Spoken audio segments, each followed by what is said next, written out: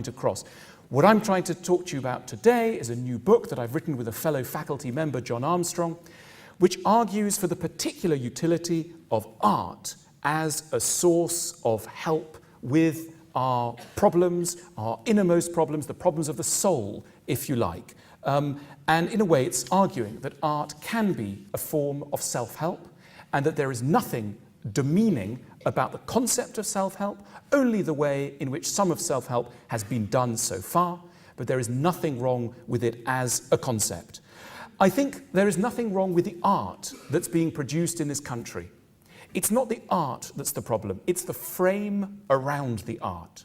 We are simply not encouraged to bring ourselves to works of art, and for that reason, many a museum and a gallery visit goes off at half-cock. We don't admit that it's gone off at half-cock, but as we descend the whitewashed gallery steps, there might be a sense of puzzlement. What was this about? What's it really for?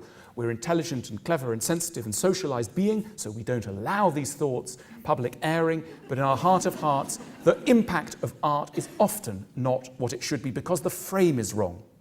On the screen, you'll see a Rothko. When I was a teenager and a very confused one at that, I spent some time at Tate and looked at the Rothkos in the famous Rothko room. And I remember looking at them and thinking, I don't really know what I'm allowed to feel in their presence. I think I know what I'm feeling. I'm feeling kind of sort of aching and sad and confused, but I'm not sure. And the caption didn't help. The caption told me that it was on acrylic and it'd been painted at a certain year and it had provenance that went to this gallery and that museum and this dealer and all the rest of it. And for years I was embarrassed until I came across an interview that Mark Rothko had given to Time magazine. And it was a rather crude interviewer of the sort that America, bless that nation, sometimes produces. And the interviewer kept saying to Rothko, Mr. Rothko, what are you doing with your art? What is it? And Rothko was evading and sliding and going into art speak. And eventually Rothko lost his temper in a productive way because he said, look, what I'm trying to do with my works of art is you've got sadness in you, I've got sadness in me, and my works of art are places where the two sadnesses can meet, and therefore both of us need to feel less sad. Beautiful. I wish they'd put that on a huge caption in the Rothko room, because that would have been a productive frame with which to enter a relationship with that artwork. So there's something wrong with the framing, and I'd like us to reframe the way we approach art, to release its latent purpose and its power to help us to live and die. This was always accepted by religions. Religions have a much less conflicted idea of what art is for. If you ask a German art critic now, what is art for? Oh, it's very complicated. It's Adorno, Heidegger. If you ask a religion, Christianity, what is art for? They'll give you a very simple answer.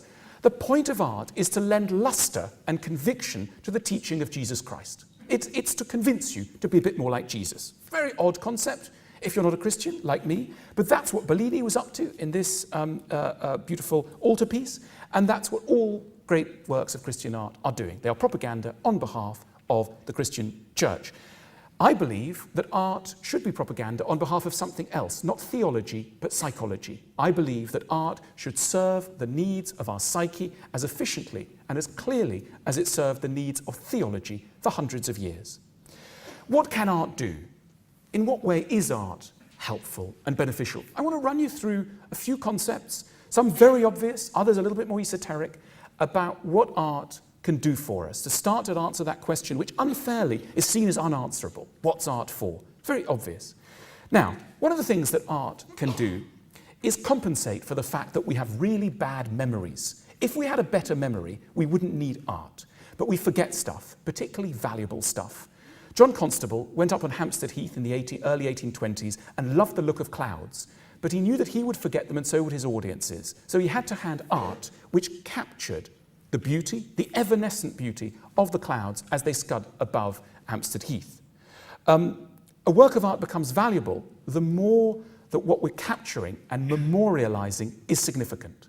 The more significant and fragile it is, the more the work of art grows in our hearts because we know that it's touching on something that we otherwise can't put a finger on. If you like, art is a bucket.